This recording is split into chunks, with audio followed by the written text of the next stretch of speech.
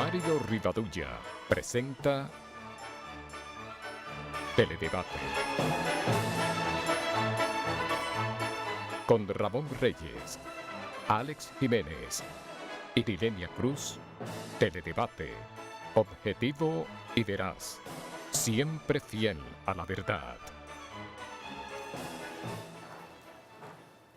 Bienvenidos amigas, amigos televidentes a esta nueva entrega de Teledebate, hoy viernes, finalizando la semana laboral, siempre pues lamentando la ausencia temporal de nuestro colega Ramón Reyes, quien todavía está en proceso de recuperación.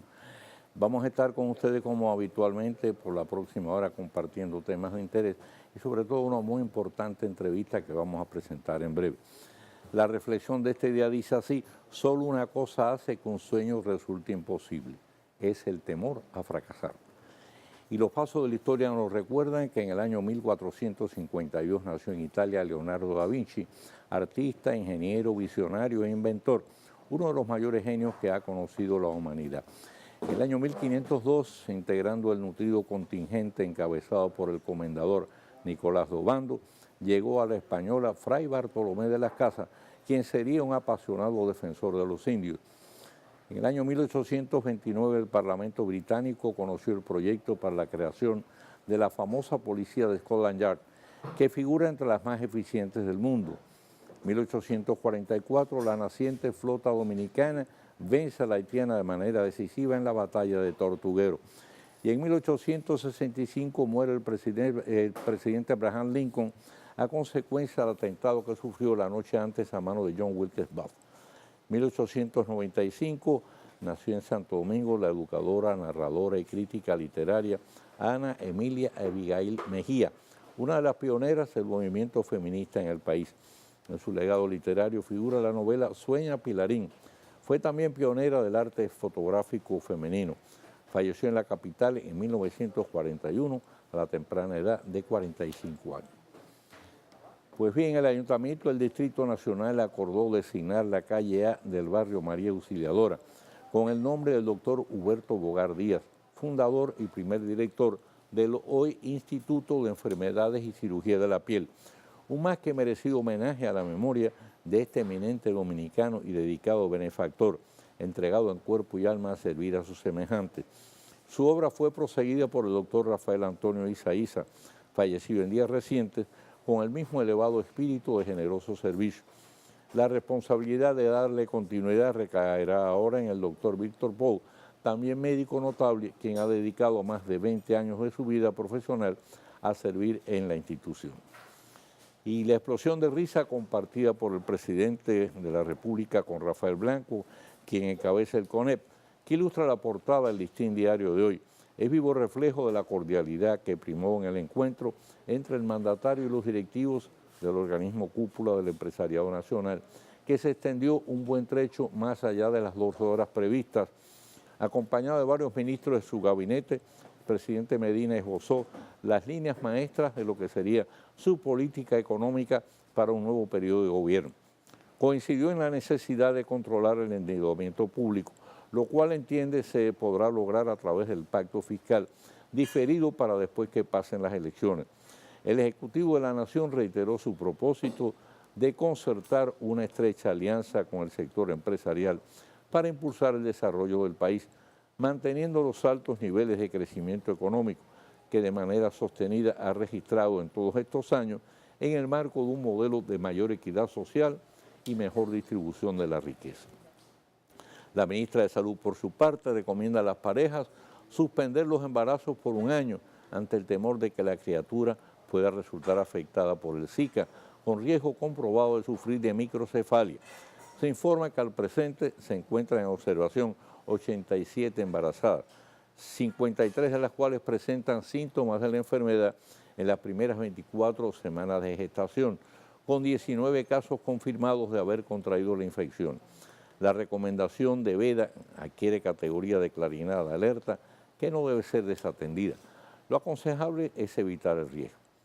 Por otro lado, ayer se celebró la primera ronda de negociaciones entre la directiva del Colegio Médico y el gobierno, representada por la ministra de Salud, Altagracia Guzmán, y el ministro de la Presidencia, Gustavo Montalvo. Se acordó discutir una agenda de 8 puntos. Quedó por incluir el compromiso del gremio profesional de no seguir promoviendo huelgas en los hospitales públicos para reclamar sus demandas en perjuicio de los pacientes de menos recursos. Una acción que además es ilegal, de acuerdo a lo establecido en la Constitución y en la ley, que prohíben las huelgas en el sector salud. Y el Procurador de Medio Ambiente de la provincia de Independencia, Roberto Díaz Nova, reclama el envío de la Guardia para evitar que decenas de haitianos deforesten las lomas de Jimaní para hacer carbón. La pregunta obligada, ¿y los guardias forestales dónde están? Es cierto que fueron eliminados con fines de ahorro presupuestario, pese a que se asegura solo recibían 2.000 pesos al mes. La presidenta de Brasil, Dilma Rousseff, recibe un nuevo revés cuando la Corte Suprema, 8 votos contra 2, rechazó un pedido del abogado del Estado para que se declarara nulo el informe de la Comisión Cameral, que determinó existen méritos jurídicos para someterla a juicio político. Este fallo la acerca más a su posible destitución.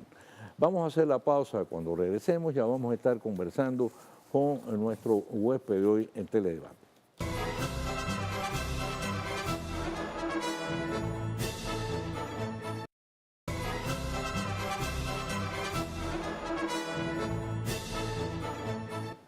Bien, con nosotros hoy en Teledebate y para nosotros motivo de muy especial satisfacción, licenciado José Rafael Lantín, periodista, escritor, historiador, referente obligado de la crítica literaria en el país, por 2 periodos consecutivos ministro de Cultura, donde dejó la huella indeleble de una gestión muy eficiente y sin mácula, creador de la Feria Internacional del Libro y con una columna sabatina en Diario Libre que es de obligada lectura. Bienvenido, José Rafael, amigo de tantos Gracias, años. Mario, aquí estamos.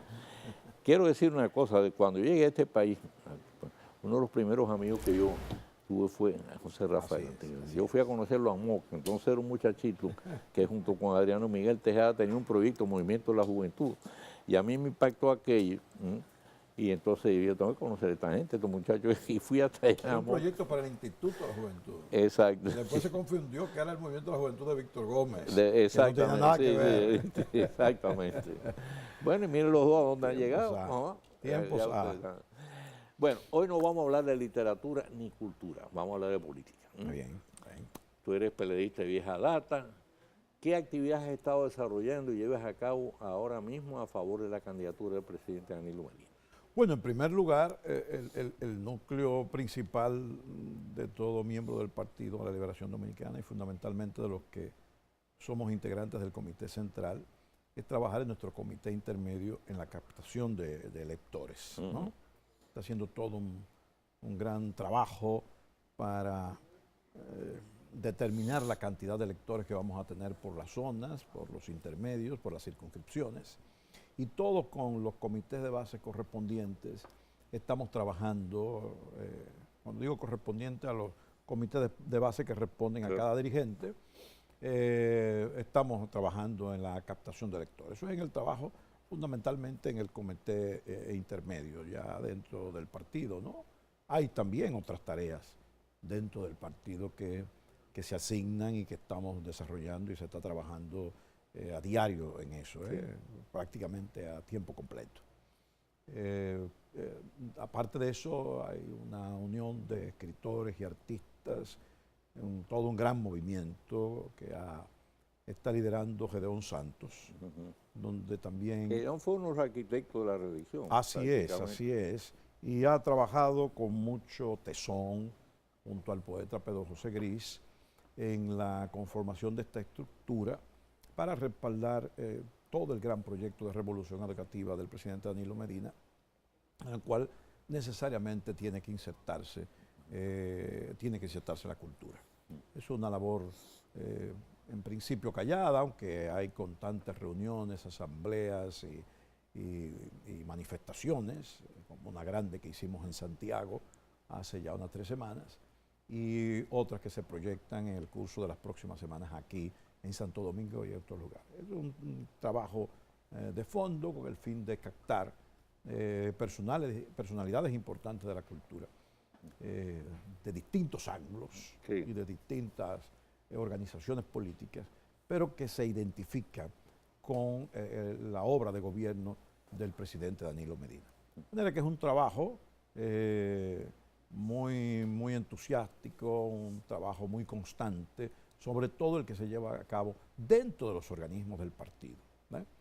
El presidente Danilo Medina pues, ha estado moviendo la coctelera en todo el país, concitando la reacción jubilosa, diría yo, de millares de personas que salen a su paso para respaldarlo en su gran proyecto de gobierno en el curso de estos 4 años. Y tengo entendido que en el curso de esta semana que viene se conocerá el programa de gobierno de cada uno de los participantes en los comicios del 15 de mayo.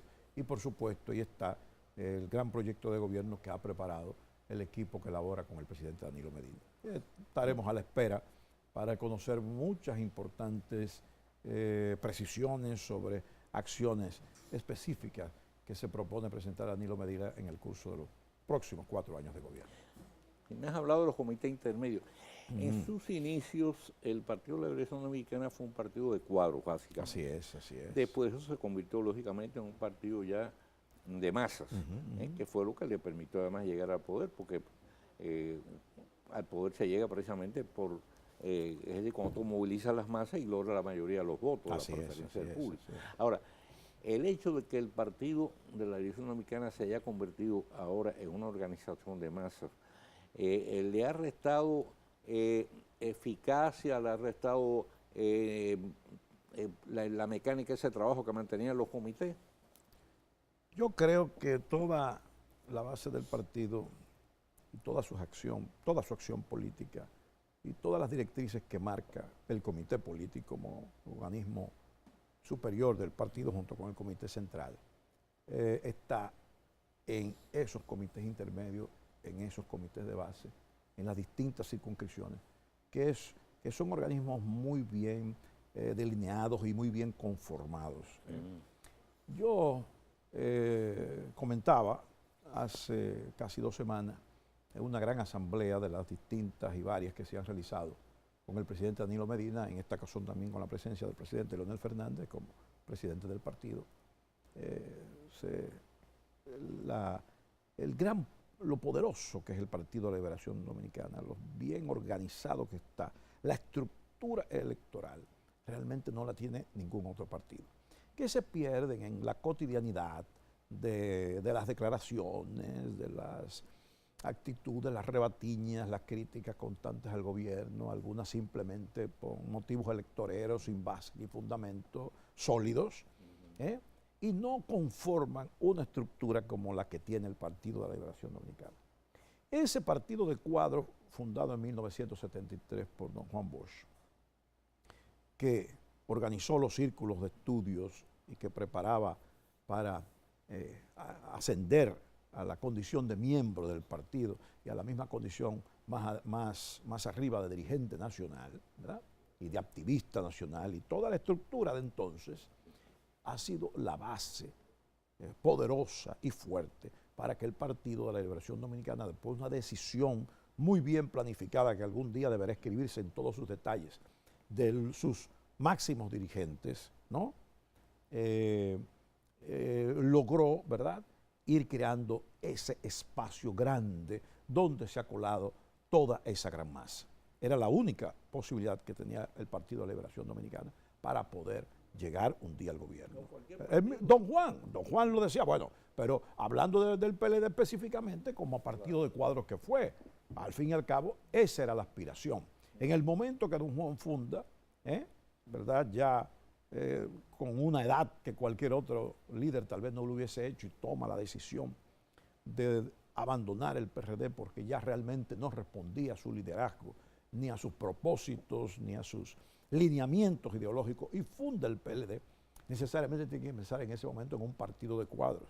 No era la misma situación que se da hoy y que se da a partir de la decadencia física obvia de Joaquín Balaguer, ¿no?, y de los diversos problemas generados alrededor de la figura de José Francisco Peña Gómez, que fue un líder político realmente fulgurante y poderoso, no solamente en la oratoria, en la acción política, en el planeamiento político, en la estrategia política. Entonces, el partido decide con su dirigente, vamos al poder, y llega al poder en 1996.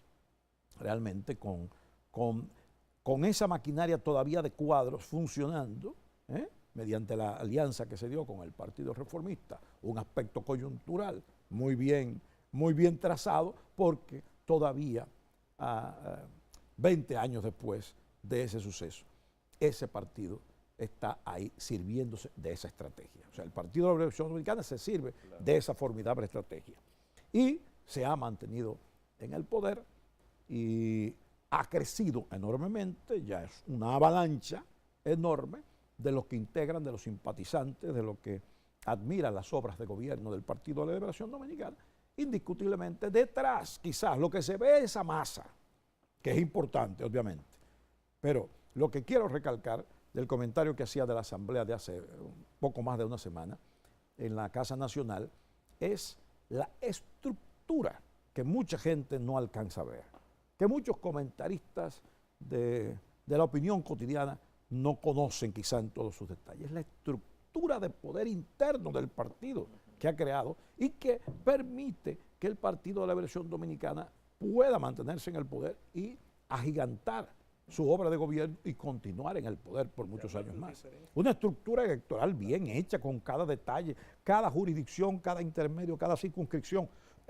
¿Cuántos electores tenemos ahí? ¿Cómo funciona? Es una cosa formidable. Y nosotros, los miembros, tenemos acceso mediante una clave a incorporar a los electores que vamos conquistando. O sea, todo el mundo pasa a ser un agente electoral, ¿verdad? Exacto, y un activista electoral, ¿verdad?, para captar votos para el presidente Danilo Medina. Por cierto, aquí estuvo... No es una acción nueva, es una acción que viene sucediendo desde hace varios años. Eso es importante, porque hace aquí estuvo hace un par de días Héctor Guzmán, quien pasó de nuevo al PRD, que dirige Miguel Vargas Maldonado, y lógicamente está apoyando ahora la candidatura de Danilo Medina. Así es. Y además es un activista muy experimentado, muchos años. Experimentado. Y él dijo aquí una cosa que es importante. Dijo, mira, una cosa es la simpatía y otra es el voto. La simpatía no sirve de nada si usted no lleva al elector a votar. Así es, así es. Entonces, él resaltó ahí la importancia, en este caso, de motivar a los lectores, ¿no?, a que vayan a votar.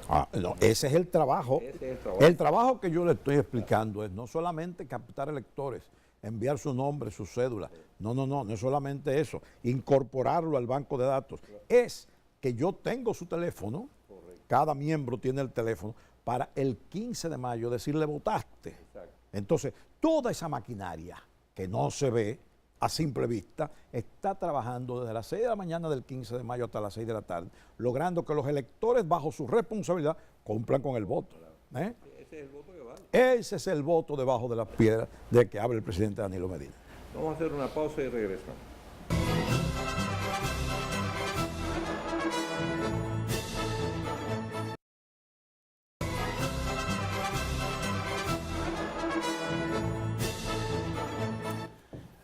Bien, seguimos conversando con el licenciado José Rafael La Antigua. José Rafael, ¿cómo visualizas el cuadro electoral? ¿Tu apreciación personal coincide con las principales encuestas que le otorgan a Danilo Medina por una ventaja abrumadora sobre Luis Abinader? ¿Tú crees que se mantenga de aquí al 16? Mira, al 15? Las encuestas han hablado ya.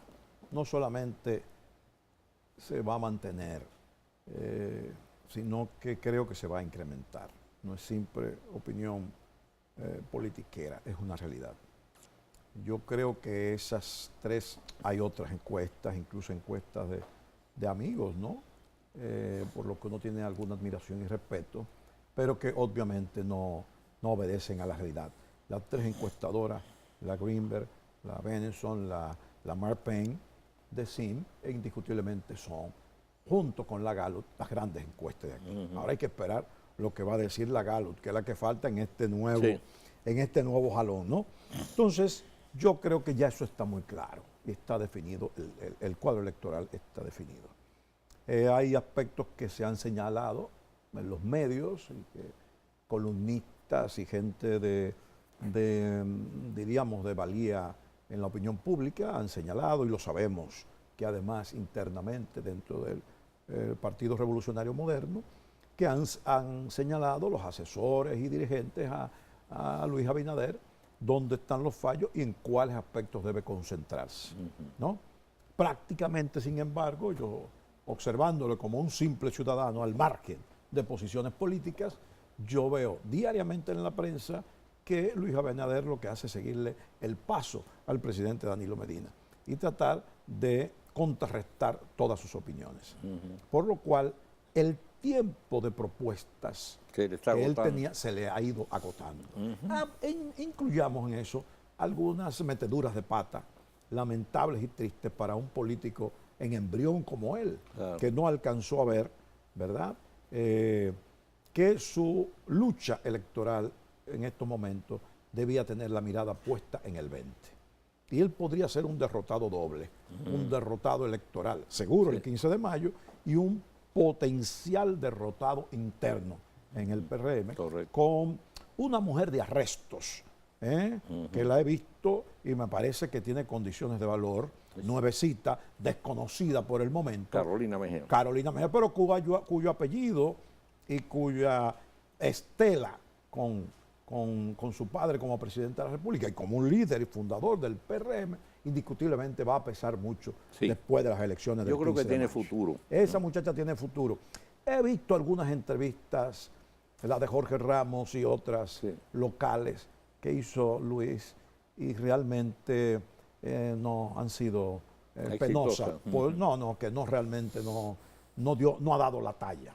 Y me dicen que lo mismo pasó, y hay un comentario hoy, creo que de Orlando Gil en el listín, lo mismo pasó en el encuentro que tuvo con los empresarios. Entonces, no es igual, lo dice Orlando, que es bastante conocedor, una curiosidad, una inteligencia enorme, y además una exposición, una belleza incluso expositiva, cuando quiere señalar todas estas situaciones y conceptualizar sobre las mismas.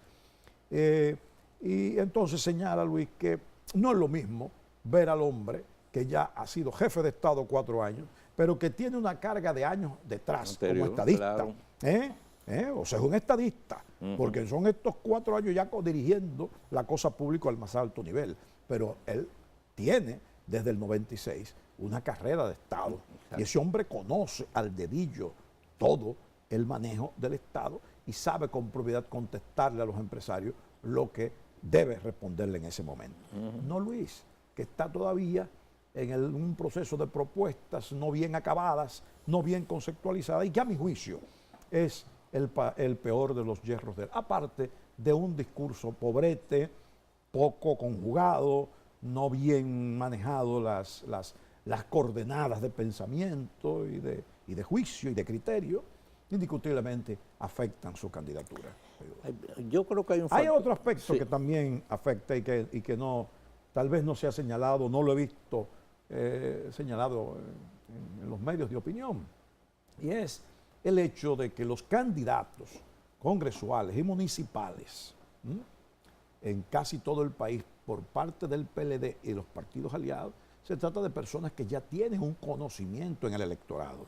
Los senadores que repiten en sus cargos, los diputados también. Hay diputados nuevos, pero que tienen un bagaje de historial político en sus comunidades. En Moca, por ejemplo, voy a poner el caso de mi pueblo, pero puedo hablar de los distintos pueblos porque lo conozco. Pero para mencionar un solo caso y no extender, en Moca está la candidatura muy potente de José Rafael Vargas. Claro. Son demasiados años en la acción política y los años que tiene como senador. Y el trabajo político y el trabajo de servicio público que ha realizado, que hasta los enemigos se lo acuerdan, ¿no? Entonces, frente hay candidatos que ni siquiera los mocanos lo conocemos bien. O sea, candidatos que realmente no pueden enfrentarse a José Rafael Vargas, por más buenas intenciones que tengan y por más buenos candidatos, pero no hay conocimiento. Es el único aspecto que quiero tocar en este momento. No hay conocimiento amplio de ellos en el electorado.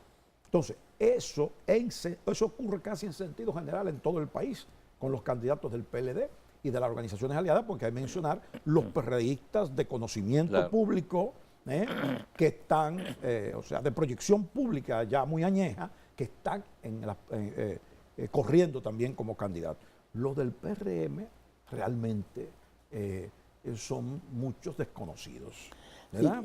Sí. Y otros, además, que hay razones que todavía se explicarán después que pase la contienda, otros que, como el caso de David Collado aquí, entra tarde al ruedo. Yo sabía para el mes de diciembre que ese muchacho, joven, pero indiscutiblemente con talento y proyección política, todavía tiene un discurso flojo, tiene que manejar bien, mejor la oratoria, conceptualizar las cosas antes de decirla. Pero estaba sobre los 30 puntos en diciembre sin haber salido al ruedo. Lo sé a ciencia cierta, ¿eh? Sobrepasaba los 30 puntos en diciembre sin salir al ruedo. Todos esperaban que en enero se lanzase. Y viene a lanzarse ya, a fines de marzo, prácticamente. ¿Por qué esperó tanto tiempo? Problemas internos dentro del PRM, indiscutiblemente, que impidieron que ese muchacho pudiera en estos 3 meses haber avanzado lo suficiente como para hacerle un frente, aunque no fuera para ganarle, pero para tener una presencia más, y quién sabe, contra Roberto Salcedo. Entonces, ahí hay muchos hierros que indiscutiblemente, bien analizados previo a los comicios, permiten asegurar que no hay posibilidad de triunfo, no solamente en la candidatura presidencial que ya yo saco, ya yo lo pongo como por seguro, sino en la mayoría de las candidaturas congresuales y municipales. Hay otro factor a mi juicio que me parece que es incidente, y es el hecho de que el Partido de la Liberación Dominicana es un partido acabado ya, definido, con una estructura ideológica, una cohesión ideológica y un sentido de disciplina que le permite inclusive, como dicen, lavar los trapos sucios en casa, resolver las diferencias internas como lo ha ido pues, resolviendo. En cambio, el PRM, que ha sido una especie de improvisación, donde ha estado recogiendo gente de distintas agrupaciones que se han sentido heridos, que no los postularon, y entonces todo eso para mí es un factor también que debe haber influido muchísimo. Claro. En ese sentido y los problemas y contribuyó a los problemas internos que han tenido. Sumado todo eso a que, como tú dices, Luis Abinader es un individuo bueno, con muy buenas intenciones, pero no tiene en este caso la experiencia política, la madurez y posiblemente tampoco ha tenido el equipo de asesores que lo haya orientado adecuadamente y le haya evitado cometer una serie de errores que sin lugar a duda ha cometido. Mira, Mario, los candidatos por ejemplo, de la Alianza País de Guillermo Moreno, ahí hay candidatos congresuales y municipales mejores que los del PRM. Como esa gente no lograron entenderse para poder hacer un grupo monolítico para enfrentar la candidatura. Bueno, a Tuey se lo dijo. Tienen mejores candidatos que el PRM. Tienen nombre de mayor fortaleza, de mayor prestancia pública, de mayor nivel intelectual, de mayor experiencia política que los del PRM. Eso es cierto. Vamos a hacer una pausa, José Rafael, con tu permiso.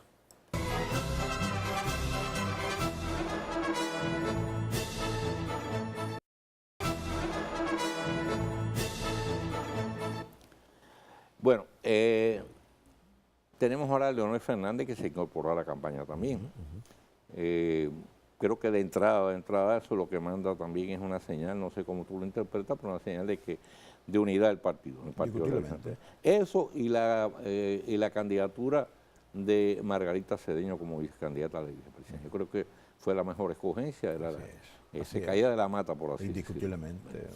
Ahora, vamos a echar una mirada al pasado en relación con tu gestión. Pues tú fuiste durante 8 años consecutivos ministro de Cultura. ¿Cuáles tú entiendes que fueron tus principales logros ahí? Bueno, hemos hablado otra vez y aquí eso, así no me gusta hablar de ese asunto porque lo encuentro un poquito, ¿verdad?, ya innecesario y no me gusta mucho hablar de algo que pasó ya y que está ahí, Pero bueno, hubieron logros en prácticamente todas las esferas del área cultural, que no es un sector ¿Tú te sientes satisfecho fácil de manejar? ¿Te sientes satisfecho del trabajo? Indiscutiblemente. Hubo Ahora, hay un aspecto. logros en el área de Bellas Artes, de la cultura popular, área, temas que no se tocaban aquí nunca antes, como el de la economía de la cultura. Bueno, son tantos, ¿verdad? Fuera de toda modestia, que que, bueno, están por ahí delineados en todo un libro que se hizo de esa gestión. Ahí no hay nada de inventos, ahí no hay nada cómo se manejaron las cuentas en provecho del tren cultural. Creo que los que ya tienen que hablar de eso son los que de alguna manera u otra se beneficiaron. Todo el amplio sector de la cultura que se benefició del desarrollo de esa gestión. Ahora, hay un caso específico. Que no fue labor mía, sino fue labor de todo un gran equipo. No, yo sé que hiciste un equipo. Bueno, eso fue, digo, uno de los aspectos fundamentales de una buena gerencia es precisamente buscarse un buen equipo de colaboradores. Así es. Eso no cabe la menor duda y tú tenías ese buen equipo. Así es. Bien, pero hay un aspecto, por ejemplo, en que yo he escuchado algunas críticas. El caso de la Feria Internacional del Libro, con crítica en el sentido, bueno, eso no está, es un gasto innecesario, eso en definitiva no está contribuyendo a la lectura en el país, etcétera. Hay un concepto errado, Mario, con eso, y la mejor explicación, porque coincidía con la que yo siempre daba, la encontré en el periódico El País el año pasado, para noviembre, cuando se celebra la Feria del Libro de Guadalajara, de la directora de esa que es la más importante feria del orbe hispánico, inclusive que todas las españolas, y la de Buenos Aires y la Feria de Colombia, de las grandes ferias del libro, esa es la mayor, la de Guadalajara. Y ella explicaba, una feria es eso, una feria. Una feria no es un organismo que trabaja para el fomento de la lectura. Y ya yo se lo he explicado muchas veces. Aquí no se va a fomentar la lectura si ese rol no lo asume el Ministerio de Educación. No es un rol del Ministerio de Cultura, exclusivamente por lo menos.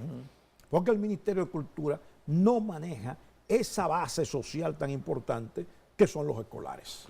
Entonces, tiene que haber un acuerdo con el Ministerio de Educación. El Ministerio de Educación tiene que coger el liderato del fomento de la lectura. Es en la escuela que se desarrolla el hábito de la lectura, no es en otro lugar. Entonces, lo que puede hacer cultura es lo que siempre ha hecho.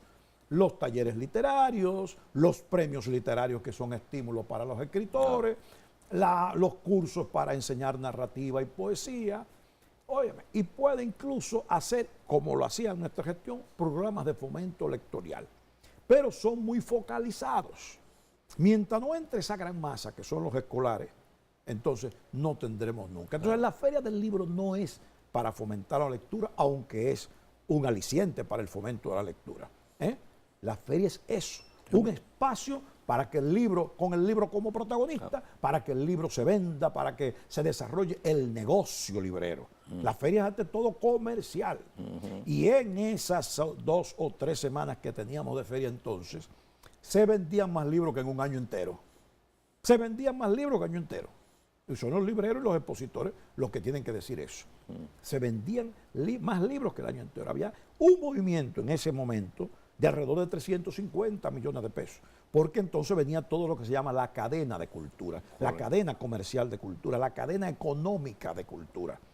¿Quién va a eso? Hasta el taxista que se mueve por ahí, hasta los autobuses que traen escolares, los alimentos que obligatoriamente en toda feria hay, salvo en la de Frankfurt, porque es una feria donde se va a hacer negocios editoriales, donde no se venden libros, la mayor feria del mundo, la madre de todas las ferias. Y que se hace en un edificio, pero aquí no podría ser. Entonces aquí es el ambiente del trópico. ¿Por qué incorporamos el arte? Como un cebo, digámoslo de esa manera, para poder atraer al público. Además, el arte es parte de la cultura. Masivo, eso es lo que se busca en una feria del libro. Entonces, mientras se desconozca eso y se siga desconociendo eso, se van a emitir juicios alegres. No es para fomento, no es para que se lea más. Claro que sí, pero no es el organismo ni esa es su misión realmente. Es poner una vez al año al libro, como lo hicimos en nuestra gestión, como protagonista de todos los medios. Todo el mundo tenía que hablar de Feria del Libro. Algunos se preocupaban por cuántos pedazos de pizza había, o si había por allí un cúmulo de tierra que se dio. Ese detallito que algunos periodistas buscaban. Lo importante era el movimiento librero que ahí se originaba. Por lo tanto, sigue siendo un gran evento que debe mantenerse, que hay que mantener, porque es un evento de la cultura dominicana, el máximo, no hay otro mayor. Estamos totalmente Ni hay otro mayor en Centroamérica y el Caribe y en varios países. Mire, el gran escritor Alfredo Bryce Echenique, miembro de ese grupo del boom que llegó en una ocasión aquí, me dijo, óyeme, le gustaba mucho el vodka, y me dijo, bríndame un vodka, vámonos a bebernos un vodka, por ahí cenamos juntos. Y me dijo, yo quisiera llevarte a Perú para que tú y tu gente le enseñen a Perú cómo se hace una feria del libro, porque la de allá es muy aburrida y no venden. Entonces, y Perú tiene un nivel de lectoría mayor que República Dominicana. Así mismo. Bien, José Rafael, muchísimas gracias. Ha sido un placer tenerte Como por siempre, acá. como siempre para mí, Sobre el placer es todo mío. en esta nueva versión que es José Rafael metido lleno en política. En la acción política. Así es, así es. Vamos a ver de aquí qué pasa de aquí al día 15. ¿eh? Así es. En las urnas nos vemos. Ah, exactamente. Hacemos la pausa y regresamos con el tiro rápido. Oye,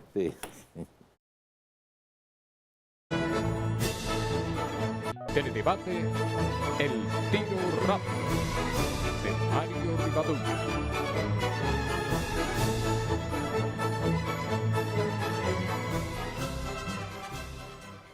Ya solo 30 días del momento en que el dictamen de las urnas culminará la campaña electoral y despejará toda incógnita en cuanto a las preferencias de los votantes para elegir las autoridades que regirán los destinos del país a partir del próximo 16 de agosto, en que llega a su término la actual gestión. Al margen de estos trajines nos llega la voz de alerta del ingeniero Manuel González Tejera, llamando la atención sobre la próxima temporada ciclónica. González Tejera no es solo uno de nuestros más calificados técnicos agrícolas y un amplio conocedor de la temática mundial, sino también un permanente preocupado por el cuidado del medio ambiente y la preservación de los recursos naturales. Sin pretender pecar de Casandra como portador de malas noticias y pronósticos sombríos, según aclara, nos recuerda muy oportunamente que 16 días después de las elecciones generales dará comienzo la temporada ciclónica, que se extenderá hasta fines de noviembre.